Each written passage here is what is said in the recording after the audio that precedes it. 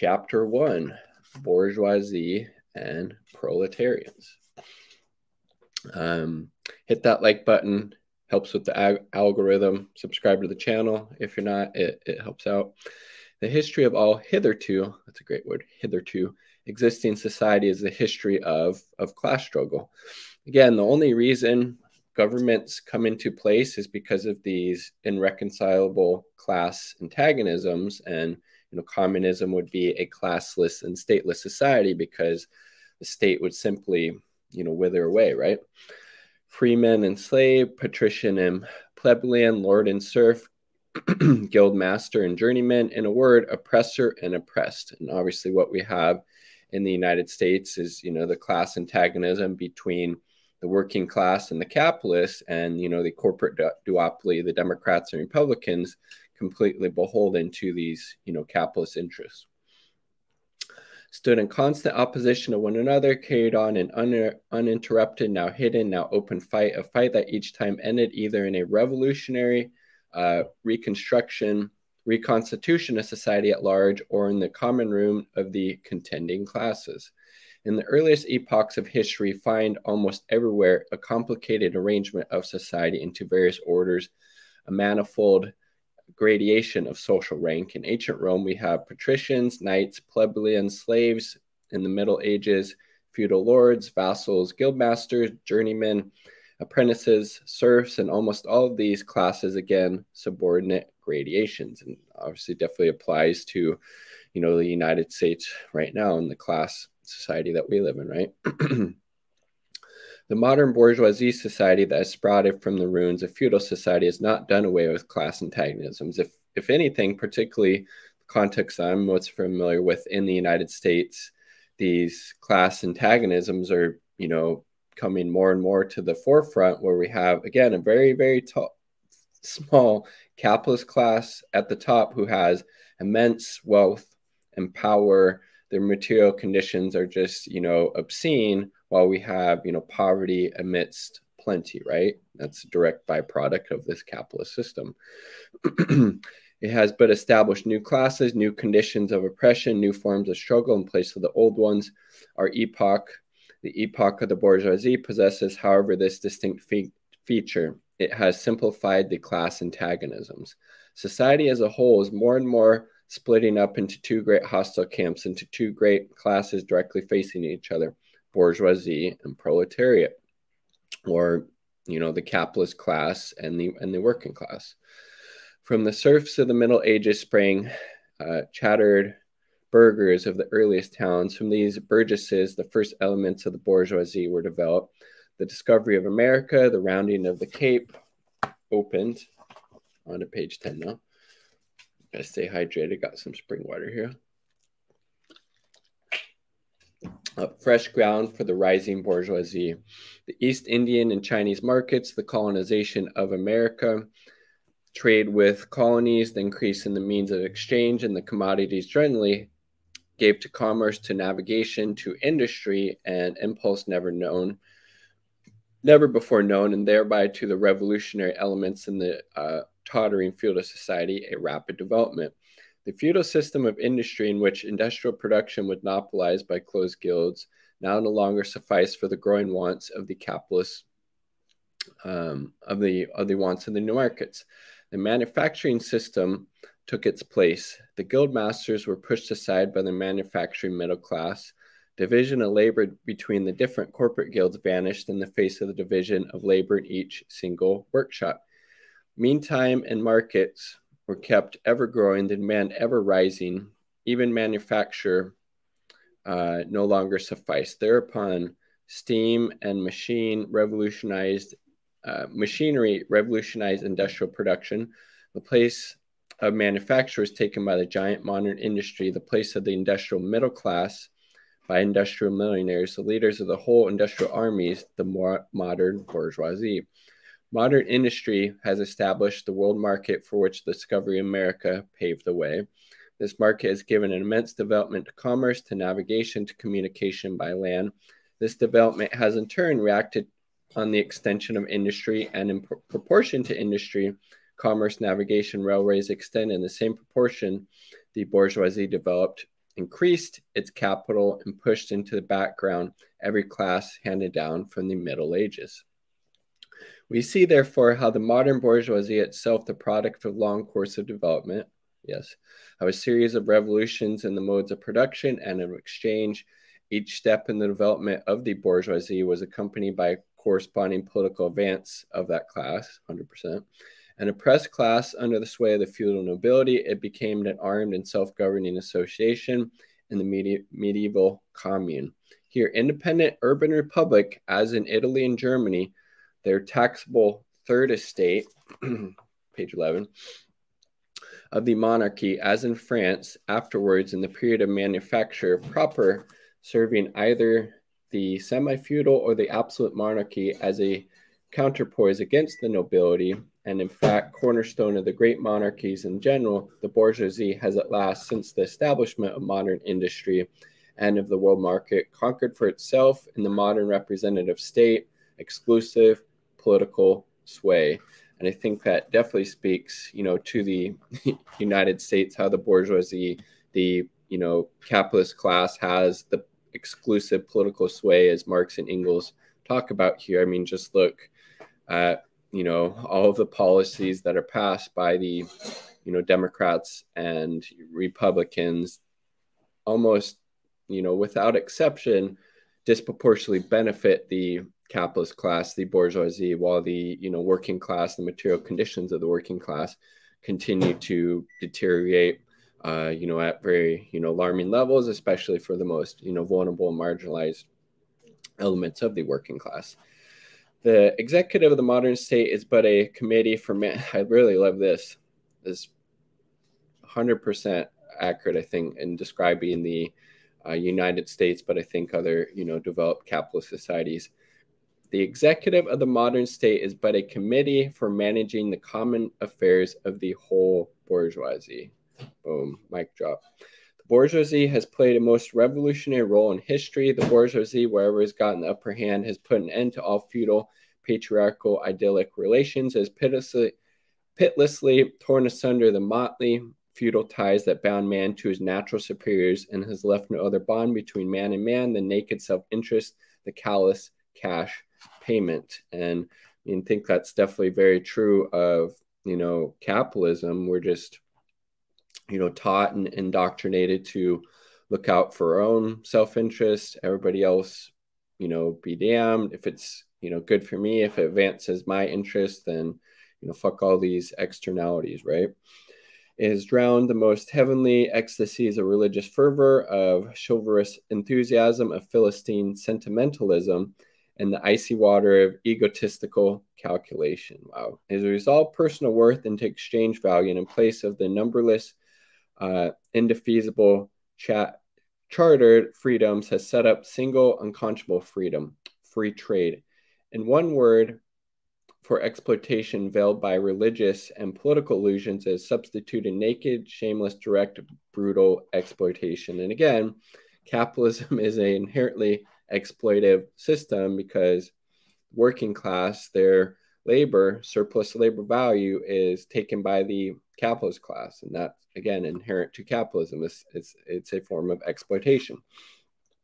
The bourgeoisie is stripped of its halo every occupation hitherto honored and looked up to with reverent awe.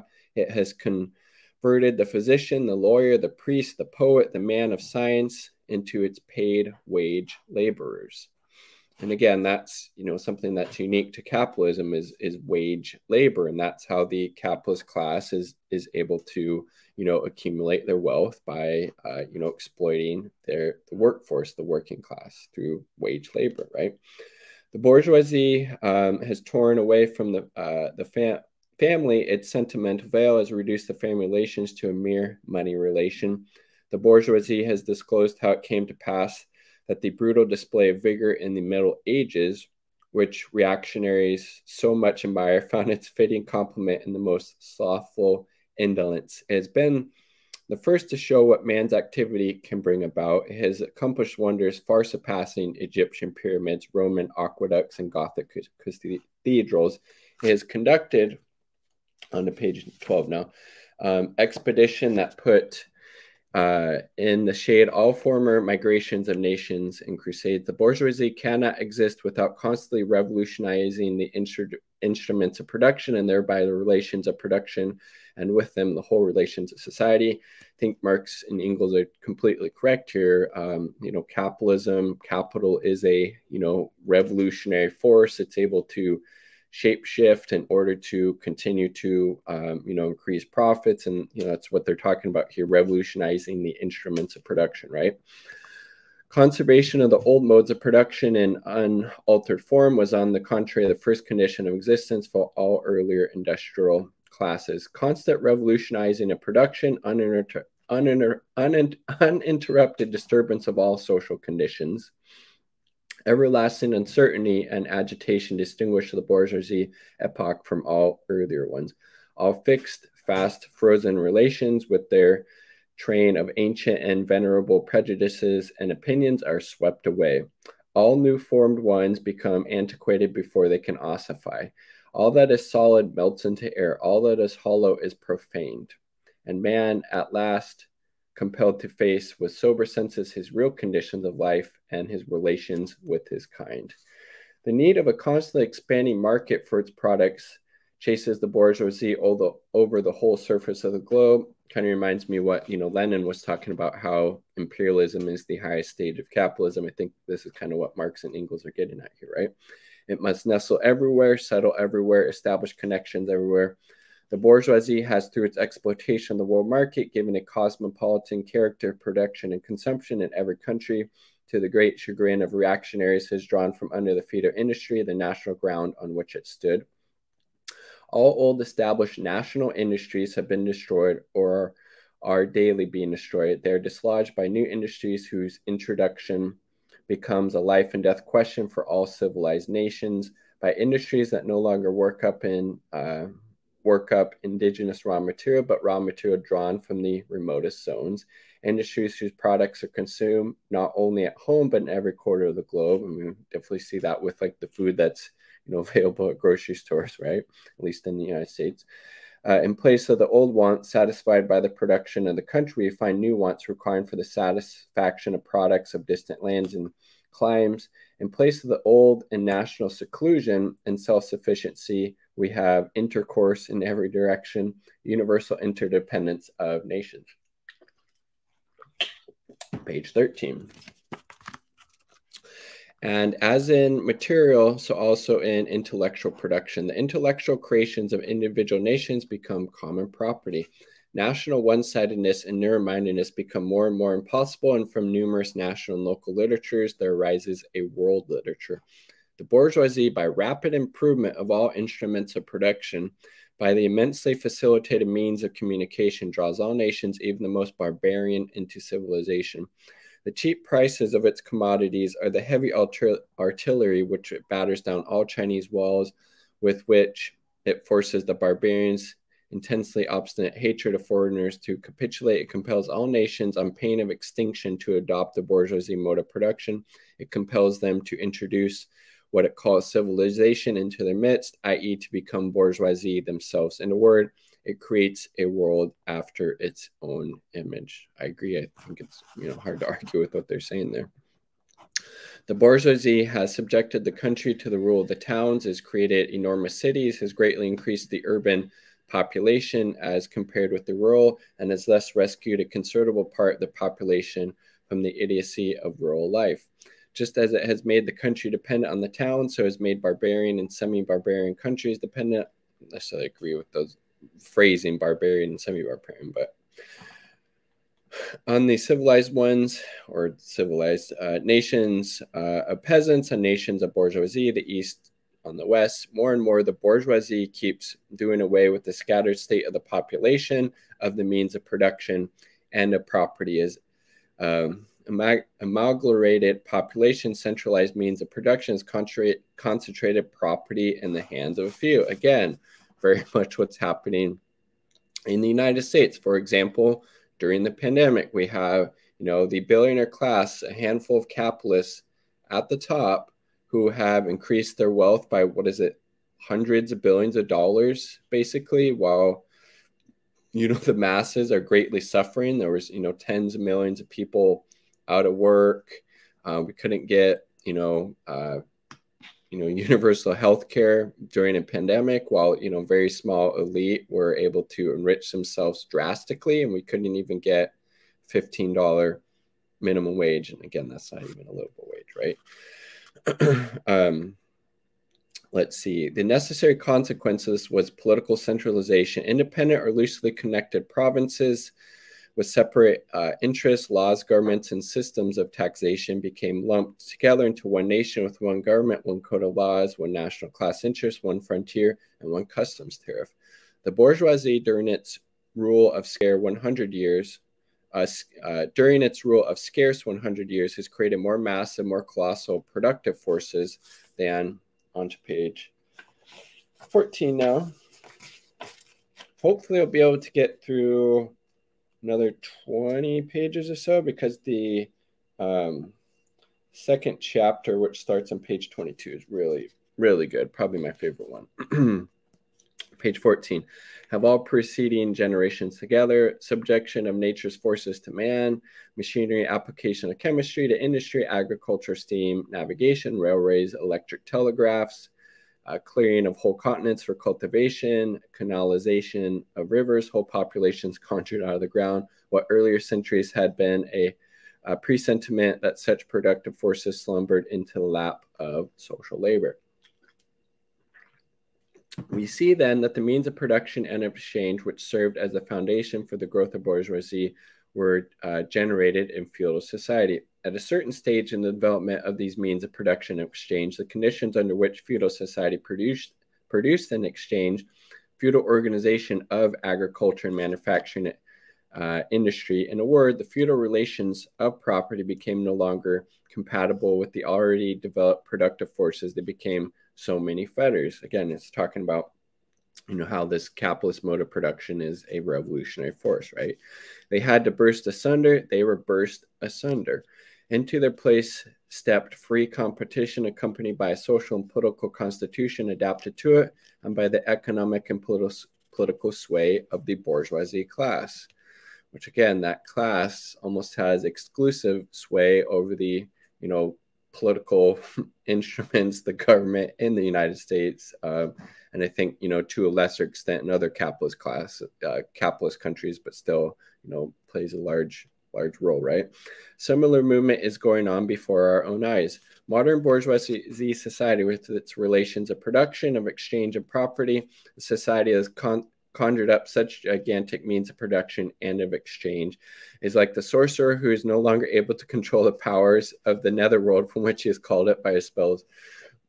That reminds me of that Fantasia, that Disney movie where I think it was Mickey Mouse. He's like the sorcerer's apprentice, and he takes the wand and conjures up this scale or this spell, and all kind of hell breaks loose after. That's kind of what that reminds me of. For many a decade past, the history of industry and commerce is but the history of the revolt of modern productive forces against modern conditions of production, against the property relations that are the conditions for the existence of bourgeoisie and its rule. It is enough to mention the commercial crises that by their periodical return put the existence of the entire bourgeoisie society on trial, each time more threateningly. In these crises, a great part not only of the existing products, but also of the previously created productive forces are periodically destroyed. In these crises, there breaks out an epidemic that in all early epochs would have seemed an absurd. I really love this. Yeah, the epidemic of overproduction. Society suddenly finds itself put back into a state of momentary barbarism. It appears as if a famine and universal war of devastation had cut off the supply of every means of subsistence. Industry and commerce seem to be destroyed. And why? Because there's too much civilization, too much means of substance, too much industry, too much commerce. The productive forces at the disposal of society no longer tend to further development and the conditions of the bourgeoisie property. On the contrary, they become too powerful for these conditions by which they are fettered. And no sooner do they overcome these fetters than they bring disorder into the whole of the bourgeoisie society, endanger the existence of bourgeoisie property. The conditions of bourgeoisie society are too narrow to comprise comprise the wealth created by them. And how does the bourgeoisie get over this crisis? On the one hand, by enforced destruction of a mass of productive forces, on the other, by the conquest of new markets. Again, that's why, capitalist mode of production is a system based on infinite growth on a finite planet. It's kind of problematic, and we're seeing that, in real time with the ecological disaster that that capitalism creates, i.e., climate change, right? That is to say, by paving the way for more extensive, more destructive crises, and by diminishing the means whereby crises are prevented. The weapons with which the bourgeoisie felled feudalism to the ground are now turned against the bourgeoisie itself. So they talk about this later, but basically, the capitalist class, capitalism itself, creates the conditions for its eventual, collapse and overthrow. But not only has the bourgeoisie forged the weapon that bring death to itself, has also called in existence the men who are to wield these weapons. I was talking about the modern working class, the proletarians. In proportion as the bourgeoisie, i.e. capital, is developed, in the same proportion is the proletariat. The modern working class developed a class of laborers who live only as long as they can find work, and who find work only so long as the labor increases capital. These laborers, who must sell themselves piecemeal, are a commodity like every other article of commerce, and are consequently exposed to all the vicissitudes, say that 5 times fast, of competition, to all the fluctuations of the market. Owing to the extensive use of machinery and to the division, hey Mabel Jones, how's it going? On to page 16 now. Labor, the work of the proletarians, has lost all individual character and consequently all charm for the working man. You kind of getting into, how capitalism is inherently an alienating system.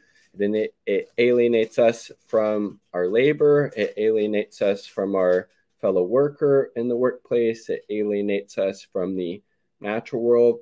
Obviously, all hugely destructive things in their own way, right? Let's see. The work of the proletarians has lost all individual character and consequently all charm for the workman. He becomes an appendage of the machine and is only the most simple, most monotonous, most easily acquired knack that is required for him. Hence, the cost of production of a workman is restricted almost entirely to the means of subsistence that he requires for his maintenance and for the propagation of his race. This makes me think about all the strikes that are going on in the United States right now, whether it be the workers at John Deere who just voted to go on strike, the miners in Alabama at Warrior Met Coal who have been on strike, I think since March or April, the Nabisco workers who are recently on strike, the Kellogg's workers who are on strike now, the healthcare workers who are on strike, and they're, basically saying F off to the capitalist class. We're tired of this, meager subsistence that you're providing to us. And that's what, employers, the capitalist class, tries to do, try to maximize profit as much as possible. And how do you do that? You try to pay the workers a subsistence level, basically just enough to keep them alive, keep them coming back again. And obviously, applies to, benefits, pensions, healthcare, etc., right? But the price of a commodity, and therefore also labor, is equal to its cost of production. In proportion, therefore, as the repulsiveness of the work increases, the wage decreases. Nay, more, in proportion as the use of machinery and division of labor increases, in the same as the use of machinery and in the same proportion, the burden of toil also increases, whether by prolongation of the working hours, by increase of the work exacted in a given time, or by increased speed of machinery.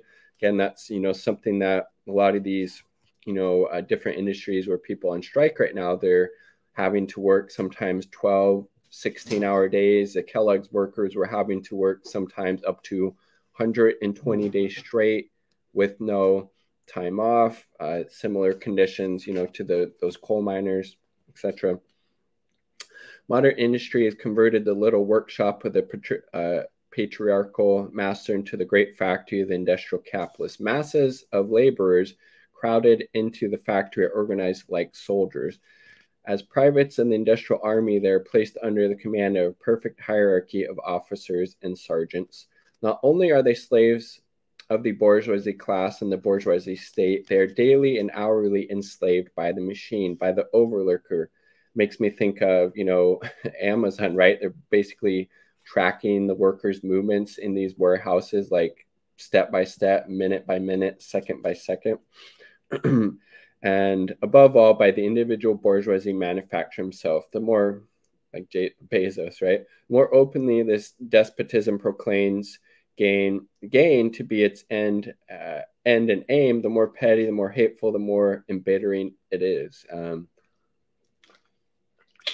I think we see that across, industry in the United States, just these deplorable conditions that the working class, is subjected to, especially the most vulnerable and marginalized elements among it, right? The less the skill and exertion of strength implied in manual labor, in other words, the more modern industry develops, the more is the labor of men suppressed by that of women. Differences of age and sex have no longer any distinctive social validity for the working class. All are instruments of labor, more or less expensive to use according to their age and sex.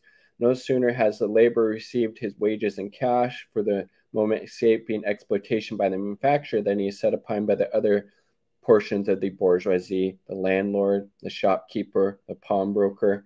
Again, the landlords are not part of the working class. Sorry to burst that bubble, just like cops. The lower strata of the middle class, the small tradespeople, page 17 now. Shopkeepers, retired tradesmen, generally in the handicraftsmen and peasants, all these sink gradually into the proletariat, partly because their diminutive capital does not suffice for the scale in which modern industry is carried on, and is kind of talking about the monopolistic qualities of capitalism, and how like libertarian folks will say, well, that's actually not true capitalism, like free markets and competition, when capitalism always develop these monopoly practices, because that's what enables them to increase their profit motive. And that's what capitalism is all about, is making as much profit as possible. And to do that, you need to monopolize. Let's see. With modern industries carried on and swamped by the competition with large capitalists, partly because their specialized skills are rendered worthless by new means of production. Thus, the proletariat is recruited from all classes of the population. Proletariat goes through various stages of development. With its birth begins its struggle with the bourgeoisie, and that struggle is very much, evident in the United States and, all these other capitalist countries across, the world. At first, the contest is carried on by individual laborers, then by the work people of a factory, then by the operatives of one trade and one locality against individual bourgeoisie who directly exploits them. So, for example, the different workers in these different sectors that are on strike right now, right? They direct their attacks not against the bourgeoisie conditions of production, but against the instruments of production themselves. They destroy imported wares that compete with their labor. They smash machinery to pieces. They set factories ablaze. They seek to restore by force the banished status of the workmen of the Middle Ages. Definitely not, opposed to those tactics that Marx was doing there, if push comes to shove, right? At this stage, the laborers still form an incoherent mass scattered over the whole country, broken up by their mutual competition. I think that's, fairly true for the United States. We need to build, solidarity across industries, across sectors, and be able to institute things like wildcat strikes or striking in, solidarity with other industries. I think we could really, achieve some great benefits for, the material conditions of the working class here, right? If anywhere they unite to form more compact bodies, this is not yet the consequences of their own active union, but of the union of the bourgeoisie, which class, in order to attain its own political ends, is compelled to set the whole proletariat in motion, and is moreover still able to do so for a time. At this stage, therefore, the proletarians do not fight their enemies, but the enemies of their enemies, the remnants of absolute monarchy, the landowners, the non-industrial bourgeoisie, the petty bourgeoisie.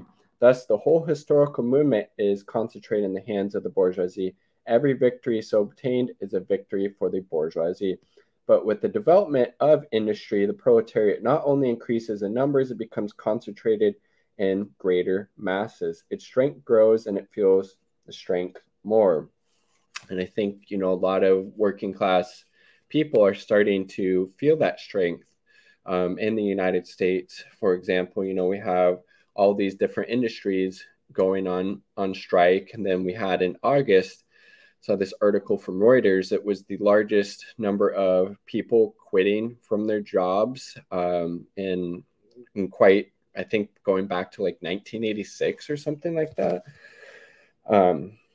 Let's see. The various interests and conditions of life within the ranks of the proletariat are more and more equalized in proportion as machinery obliterates all. Page 18 now. All distinction of labor and nearly everywhere reduces wages to the same low level. We see that in the United States, the wages have been basically stagnating or on a downward trend since probably late 70s, early 80s. I don't think the federal minimum wage has been increased. Was it under Obama or Bush? The growing competition among the bourgeoisie and the resulting commercial crises make the wages of the worker ever more fluctuating. That precarious nature of, capitalism, and obviously that benefits the bourgeoisie because you're able to drive down, wages if everybody's competing for these jobs.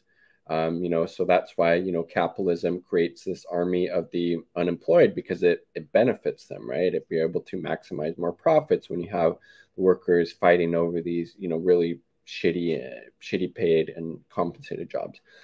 The unceasing improvement of machinery, ever more rapidly developing, makes their livelihood more and more precarious. And again, that's the real mindfuck of capitalism, right?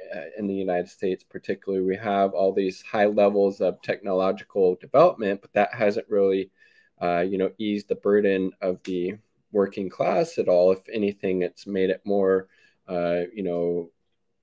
precarious, as Marx was talking about, right? Like technology hasn't led to people being able to work less, but still get paid the same. If anything, it's led to more, exploitation and surveillance of the working class. The collision between individual workmen and individual bourgeoisie takes more of the character of collisions between two classes. Thereupon, the workers begin to form combinations, trade unions.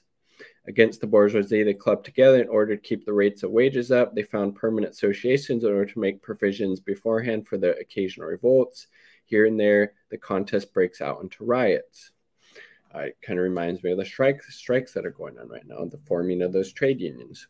Now and then the workers are victorious, but only for a time. The real fruit of their battles lies not in the immediate result, but in the ever-expanding union of workers. This union is furthered by the improved means of communication, which are created by modern industry, which take place.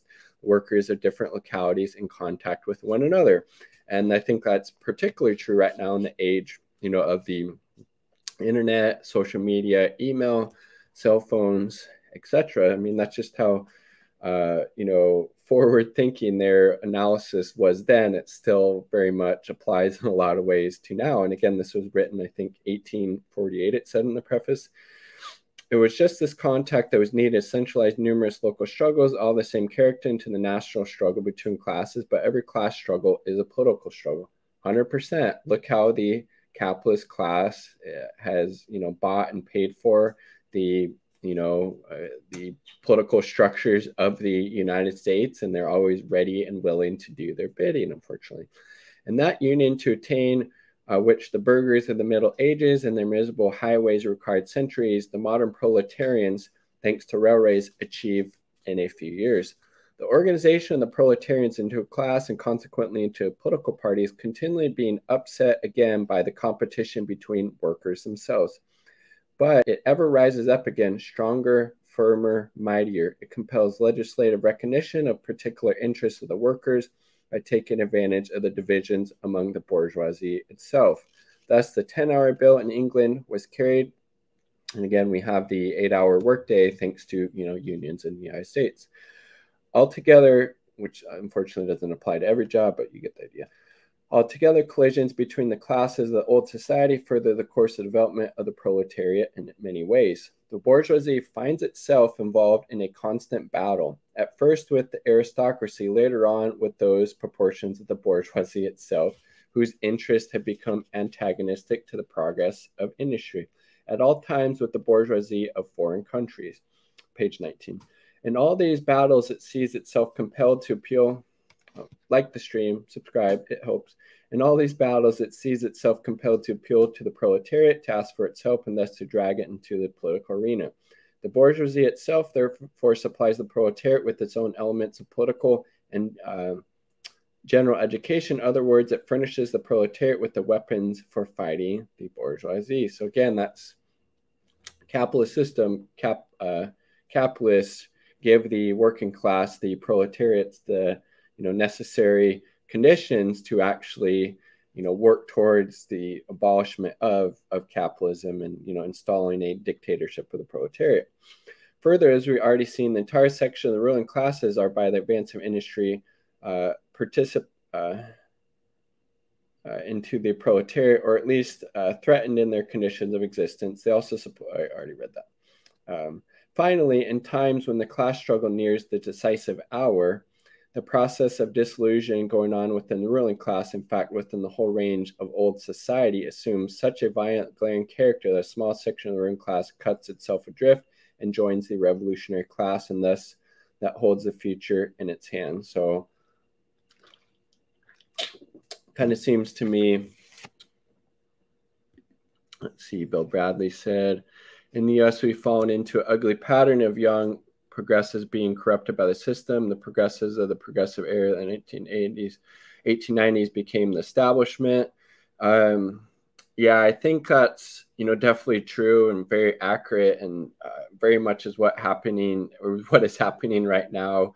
In the United States with so-called progressives in Congress who aren't really willing to speak truth to power or call out Democratic leadership or Joe Biden, and they're really just ready and willing to go along to get along, to either they just don't want to have that type of antagonistic behavior to actually get these policies that would help the working class disproportionately, or they're just not capable or not willing because it would impact their career interests. I mean, for God's sakes, I saw Ilhan Omar was doing an interview. I forget the outlet, but you could find it on Twitter.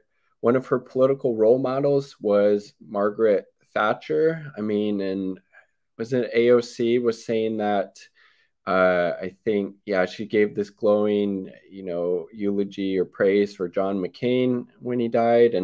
But again, I think that's really the limits of, these Democrats, these social democrats, these liberals. They're completely fine with the capitalist system. They just want, capitalism with a human face, or the Nordic model, even though there's, huge amount of exploitation, under, so-called, Nordic model, style of, this highly developed welfare state. But yeah, I mean, I was listening to a talk early today on the Black Power Media channel. Shout out to BPM. They do great work about the child welfare system and how people might want to go into that system thinking they can change it. But if you're any type of threat to these systems, whether it be in the political realm or the child welfare realm or educational realm, if you're actually a threat to the establishment, they're not going to let you get a foot in the door. That's why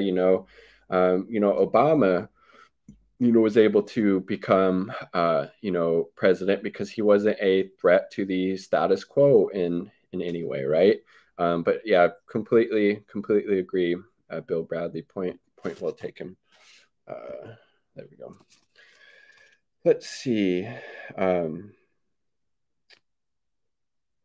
Of all the classes that stand face to face with the bourgeoisie today, the proletariat alone is a really revolutionary class, 100%. The other classes decay and finally disappear in the face of modern industry. The proletariat is its special and essential product. The lower middle class, the small manufacturer, the shopkeeper, the artisan, the peasant, all these fight against the bourgeoisie to save from extinction their existence as fractions of the middle class. They are therefore not revolutionary, but conservative. Nay, more, they are reactionary, for they try to roll back the wheel of history. If by chance they're revolutionary, they are so only in view of their impending transfer into the proletariat. They thus defend not their present, but their future interests. They desert their own standpoint to adopt that of the proletariat. onto page 20. The dangerous class, the social scum, the lumpen proletariat, which I'd heard that term before, but I didn't know exactly what that meant. So the social scum, the dangerous class, the lumpen proletariat, that passively rotting mass thrown off by the lowest layers of old society may here and there be swept into the movement by our proletarian revolution. Its conditions of life, however, prepare it far more for the part of a bribed tool of reactionary intrigue. It's pretty interesting. I'm going to have to do some more background on what they're actually talking about with the lumpen proletariat. If you have any insight or analysis, let me know down below. The social conditions of the old society no longer exist for the proletariat. We got one more or two more pages, and then the next chapter is Proletariats and Communists, probably my favorite chapter. So excited to get into that. The social conditions of the old society no longer exist for the proletariat. The proletarian is without property. His relations to his wife and children is no longer anything in common with the bourgeoisie family relations. Modern industrial labor, modern subjection to capital, the same in England as in France, in America as in Germany, has stripped him of every trace of national character. Law, morality, religion are to him so many bourgeoisie prejudices, behind which lurk and ambush just as many bourgeoisie interests.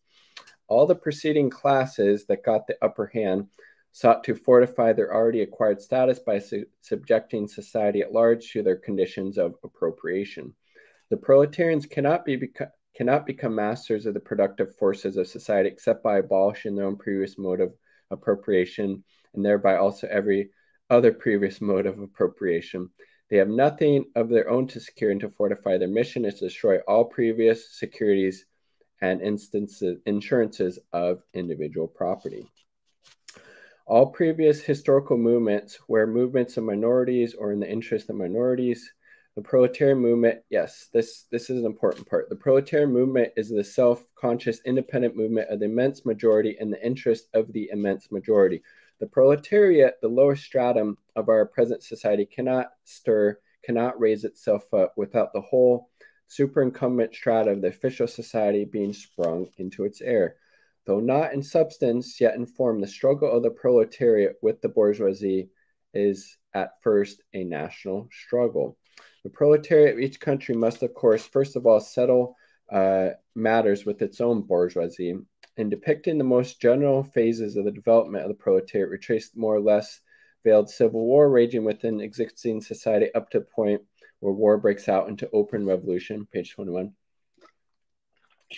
where the violent overthrow of the bourgeoisie lays the foundation for the sway of the proletariat. Hitherto, it's a great word too, every form of society has been based, as we have already seen, on the antagonism of oppressing and oppressed classes.